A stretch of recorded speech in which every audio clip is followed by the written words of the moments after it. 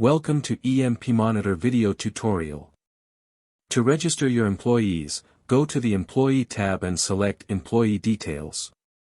Please note that this process is only for users who have taken the EmpMonitor Personal Agent for installation.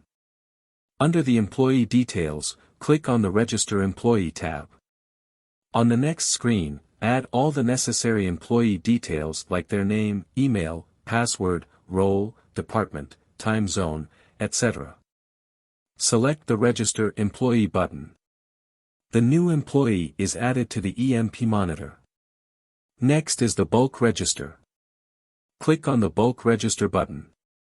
Using this, you can upload all your employees' details in one go.